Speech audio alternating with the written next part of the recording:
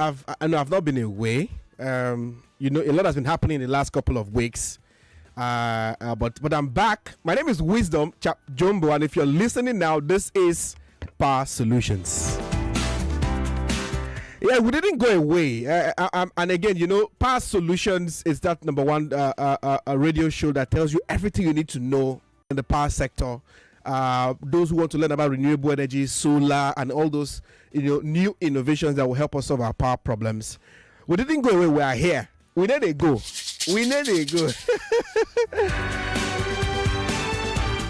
Yeah, pretty exciting couple of weeks in the past. A lot of gists happening within the power sector. Which, like always, I will give you what is happening.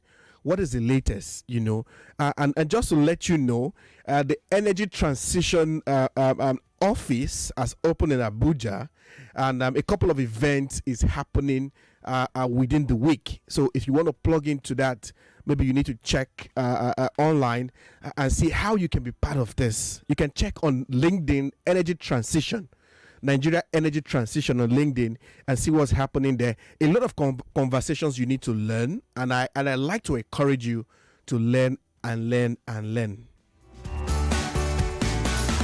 My name is Wisdom. This is Power Solutions. Power Solutions is powered by All On Energy Impact Investment Company in partnership with your number one talk station, Nigeria Info. Thank you, guys. I can't continue without shout out to you all that tried to reach out to me. The show is on, so don't worry, we are back. Just a little break for the elections and all that is happening. Just to just say something around that, I wish in most of the polling units, people use solar lanterns, especially when the elections got into the night. That would really have been a good and cool innovation. And so maybe next week, you guys should consider bringing out your solar lamps to use at the polling units when it gets to the dark. Yes, okay. Exciting topic today we are going to talk about, and those of you who have solar in your houses, a couple of weeks back I got calls from people saying that, hey, how do I sort of fix my solar has this issue is happening with it, how do I fix it? So today we're having what we call the solar clinic, where you can come and tell us what the issue is with your solar in your house, your solar system, and then we try to solve it for you or let you know how you can solve it. So in case you are just one of those persons, stick to your radio and don't touch the dial. Yes, again, a lot of questions around, batteries, what kind of can I get? How are you? Now, today we want to answer all those questions in today's solar clinic. I have an interesting guest in the studio who will help us to, sort of answer some of those questions. And of course, you can call me to ask many of your questions around this. But our topic today is centered around how to maintain solar and inverter systems. Yes, how to maintain solar and inverter systems. When you use these products in your homes, there's a way and how you need to maintain it so that you can use it for the longest of time.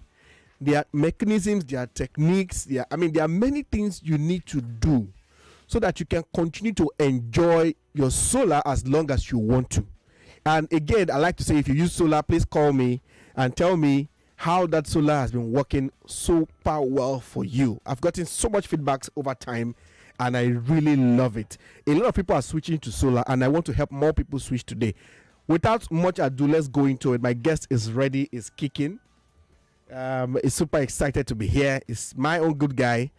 His name is Tominabo Hosfall. He is an investment operations advisor for Olon. He's a guy with the technical know-how. Trust me, and he will answer all your questions today. So, Minabo, welcome to the show. Thank you very much. It's nice having you. You see the way I brought you in, as you're listening now, they know my guys in the studio. How are you doing? I'm very fine, thank you. All right, good. Now, I know Lagos is plugged in, and there will be so many questions for you as we go into today's conversation. Now, Lagos, if you're just joining, this is Power Solutions, and in case you want to call me, if you have solar issues or you want to learn how I can switch you to solar, please call this number to get to me on the show. 0700 993 993-993. Just call me and let's see how we can help you to solve some of your issues on the show today. So about and why I'm pulling solar panels and the light comes on. But between having solar panels on your roof and the batteries you have, something happens in between that gives you the light. So I want to ask you, what is that thing in between that makes sure I have light when I use solar? So once again, thank you for having me on the show. Yeah. So it's generally a solar system is made up of our 4 major components. 4, okay. So you have the solar panels, you have the charge controllers, you have the inverters, and then you have the batteries. Okay. So basically, these 4 components are connected together to be able to give you power in your house. Okay, solar panels, solar controllers, charge controllers, inverter, and then the battery. Now, I think the one people don't know much about is the charge controllers. I mean, people just have this great idea about what an inverter is. But tell us about these 2 inverter charge controllers. Can you tell us more about it? So generally, as the name implies, charge controller, it is what regulates the charge coming from the solar panels into the batteries. Okay. Right. If you generate power from once the solar panel starts to generate power, if you do not have any equipment to regulate how it charges your battery may get spoiled or will get spoiled. Right. So there are tendencies to either overcharge it, undercharge it, provide different voltages or currents for it. So the charge controller helps be able to regulate the amount of charge coming from the solar panel to the battery. Are there different types of charge controllers? Yeah, there are 2 types of charge controllers. Okay. You have the PWMs and then you have the MPPTs. Okay, MPPTs. Yeah. Oh, super. All right, so now some people just go and buy inverter and keep in their house. No solar panel, no battery. But do they have solar in the house, or it's just inverter they have? So generally, right, you can have a solar system. So the solar system comprises of the inverter system and then solar panels and the charge controller. Right? Okay. Meanwhile, the inverter system is just the inverter and the battery. Okay. In this case, if you just have an inverter and battery, it means you would have to charge your batteries using your grid or your generator. Right. So if there is no power in your house, maybe the grid doesn't supply power, then you'd have to turn on your generator to charge the battery, and then when there's no power, you use the power already stored in the battery. Right. But if you have a solar system, your solar panels now will be able to provide charge to your battery. Okay. So even when there's no grid or your generator is out, the solar panels will provide enough power to be able to supply you lights and be able to charge your batteries. That's why before you build any solar system, you need to ensure that everything is properly sized. Everything properly sized. Interesting. Lagos, if you're just joining the conversation, I have Sominabo Hosfor, who is investment operations advisor for Allon, who is walking us through how solar systems really work, how they are sized, how they are, their components and what it looks like. So if you're just joining, you've not missed much. But like I said, if you have issues with your solar, you want to call me. You have a window now to give me a call, and let's hear what your solar issue is. And so Minabo is here to give you a solution to it. Again, this is Power Solutions, sponsored by Allon, Energy Impact Investment Company, in partnership with Nigeria Info, your number 1 talk station. Now, so Minabo, coming back to you. We are talking about how to maintain, these solar and inverter systems. And I've gotten calls over time that this has happened. How do I solve it? Can you walk us through how to maintain this system so it lasts the longest of time? Where do we start from? First, starting from the solar panels into what we have in the house, which is an inverter, and then those charge controllers you mentioned. So generally, solar system and inverter system generally require little. Sorry, let's take this call quickly before we just, someone wants to reach out already. Hello, good morning. Power Solutions, talk to me. We can't hear you. Okay, sorry about that. Hello, good morning, Power Solutions, talk to me. Good morning. Good morning. You have 30 seconds. Go on. All right. What do I do when I plug my phone, some of our phones, to charge using the solar? I will see that the system blinks. It doesn't accept the charging. Then I have to remove it, put it back. Sometimes it will peak. What would have been the problem? Okay, thank you so much. All right, goes back to my question, and then you will come into this. Yeah. So how do we maintain this and start it from the solar panels down? Okay. So A good installed solar and inverter system requires little to no maintenance. Okay. Because these are like, you don't maintain your televisions in your house, right? Once you've installed it, it's fine, it works. Same way, solar equipments are all electronics. Okay. Once you buy a good one, you install it in your house, it requires little to no maintenance. However, just to ensure it serves you efficiently, you need to do some basic things around them. All right, tell us. So for the solar panels, you need to clean them regularly.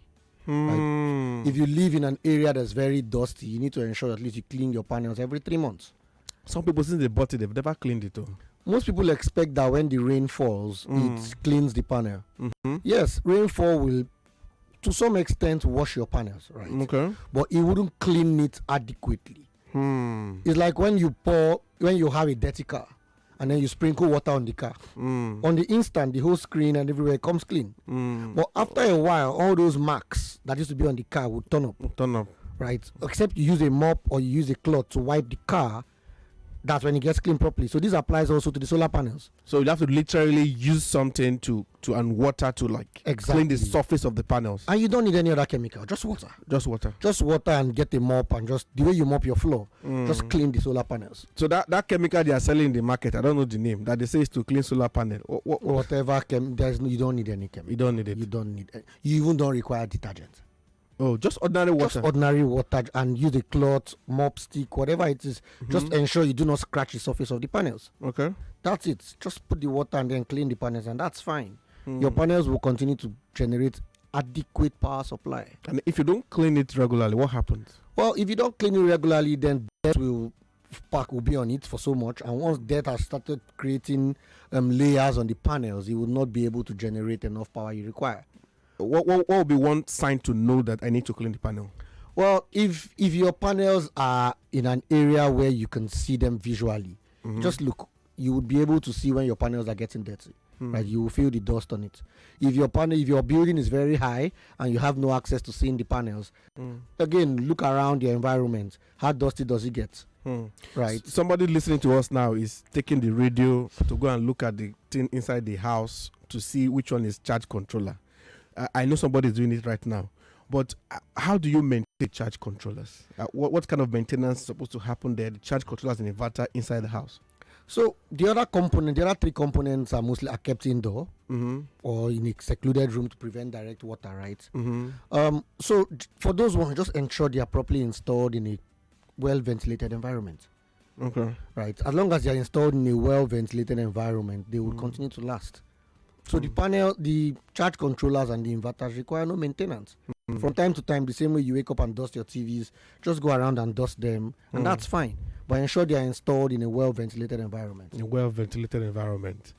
All right, Lego. So now let's go back to that question someone sort of asked, saying that when they charge the phone, he has to remove it again and plug it again. Something happens there each time. Do you understand what that issue could be?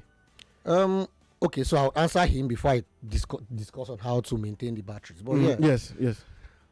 For you to plug a phone on a solar system or maybe a solar box, and you have those kind of issues, right, is one of 2 things. It's either the solar box has a fault, or the phone charger has a fault. Okay. But generally, the power consumed by a phone is very small to be able to affect a solar box. All right, thank you so much for that. Now, before I go into the questions I'm getting, you want to talk about how to maintain the batteries. Now, the batteries are very peculiar because we know that, the cost of solar itself, a lot of it goes to the battery. That's why the cost is really high. I don't know if you can confirm that, but now how do we maintain the battery? I've gotten so many calls. Someone asked me, Wisdom, what kind of battery should I buy for my solar? I'm trying to put one together, but I'm not sure the kind of battery to buy. Can you help us first? What kind of batteries are good to use and how to maintain them? So there are different types of batteries across the world. Okay. Close off my head, there are about 10 different types of batteries. But currently in Nigeria, there are about 4 types. 4 types. That are very commonly used in Nigeria. Okay. So you have the lithium-ion batteries. You have the lead-acid batteries. The lead-acid batteries come in 2 types. Okay. You have the dry cell and you have the wet cell. Okay. And then you have the lead carbon batteries. Right. Generally, the lead acid batteries, the dry cell, the lithium-ion batteries and lead carbon batteries require zero maintenance. Okay. Just ensure they are installed in a well-ventilated environment. That's for the lead? For the lead acid, For the lead dry acid. cell. Dry cell. The lead carbon, and then the lithium-ion. Okay. Just ensure they are installed in a well-ventilated area. Okay. From time to time again, you could go around and dust them, but ensure that you do not touch the terminals and all of those. But that's pretty it. For the wet cell batteries, however, when you get them installed, they do come with this leveler. Okay. So it shows the level of the electrodes. Oh, okay. When it's full, it's at the top. When it's low, it goes down. Just ensure that it never goes very low. It's like when you check oil in your car. Just ensure it never passes that low point. So from every 3 months, every 6 months, ensure that level is high enough. And if it's not, just get distilled water and top it on it. Every 3 months or 6 months? Depending on how low it has gone. The one in my house, I topped the water. Last time I topped it, I used it for about 6 months. Lagos, I like that some of you are already popping your questions for me on WhatsApp, and that's how we should go. This is Power Solutions. We are here to give you solution to your problem. So now I have a question on WhatsApp, and we're out to go to our WhatsApp lines now. Power Solutions, I have an extra. I mean, I don't know what kind of battery is this inverter. Extra 1005 VA inverter, but it started slowing. Bro, I have taken it to different tech. None can detect the fault. Google it and it says battery temperature. What do I do? He would have to be a little explicit on what he means by slowing. Okay. But if he's talking about the thing dying off on him very fast, then it means his batteries are weak. Batteries are weak. Okay. Because the work of an inverter is just to, as the name implies, inverter. It just converts DC power to AC power. All right. You can call us too on 0700 993 993 993. We'd like to hear from some of you. But I have another question again. It says I have a 12 VA 200 battery, a 1 kV inverter, and a 50 APWM charge controller, and 2 big solar panels. Don't know the rating. My problem is that my battery doesn't get charged fully in one day. What can I do, or what can I do to upgrade it in configuration? I don't know. It wants to upgrade it. It doesn't get charged full. So he's using a 1 kVA system. 1 kVA systems usually come in 12 or 24 volts. What 12 volt means is, so in that case, he has to use 1 battery. Depending on the size of his solar panels and how much he's consuming during the day. Yes, those batteries will never get full if he doesn't have grid power. Because the goal is for you to be able to consume during the day when you're generating and also have enough charge to store in the battery. Right? So if your panels are not big enough to generate enough to charge your batteries and still supply you, then obviously it will die out on you. And for him to have 1 battery, it means he needs to manage his load efficiently. And that goes to the next thing I'm going to ask. But let me take this question from Fred on WhatsApp. Fred is asking, what level or type of earthing is sufficient enough for inverter installation in our homes? Some of us don't even have earthing. Is there an average number of hours to charge the brand new inverter battery before using it to enjoy optimal enjoyment from the battery? Fred is asking. So for the earthing, if your house has a good earthing system, you could tie your solar system earthing into the house earthing. Is it compulsory? Well, it's always good to ground equipment to prevent shocks and voltage overcurrents, right? Okay. So it's always good to prevent shocks. So if you have your house has a good earthing system, it's good to connect your solar system to your house earthing, and that's fine. On whether it's advisable to how many hours to charge your batteries before you start to use them. Like every other device again, where you have batteries, your phones, your laptops, you're advised to at least ensure that it's well properly charged after you purchase it before you start to use. So the same applies in this case. Just try to charge it 4, 5, 6 hours enough just before you start to use it, just so that it lasts you better. Lagos, this is Power Solutions. My name is Wisdom Chapp-Jumbo, and we've been discussing how to maintain solar and inverter systems here on the show. Power Solutions is powered by Allon Energy Impact Investment Company in partnership with the #1 talk station Nigeria Info. Okay, we're so slowly out of time. So much question not answered. But some of you who I see your messages on WhatsApp, you want to switch to solar. Some of you have called earlier, but you don't know how to do it. Take this number down quickly and hit me up on WhatsApp. 081 120 90862. I take it again. 081 120 90862. Hit me up on WhatsApp and we can take the conversation to another level. Sominabo is my guest. Sominabo Horsford is investment operations advisor for All On, and he's been helping us to solve some of this. And this is Solar Clinic on here on Power Solutions. Sominabo, I have one more question, but I see my time is fast running out, and I don't know. I'm not sure we can take it, but I'm sure we'll bring you again on the show and to discuss some of this conversation. And I want to hit me up on WhatsApp with some of the questions. I'm sure to sort of get your thoughts on it and also share with them. But thank you so much for being on the show. It's been fun to have you. And until next week, Lagos Power Solutions comes back every 11:30 on Monday. Make sure you tune in and have a lovely week. More talk, news, and sports after this.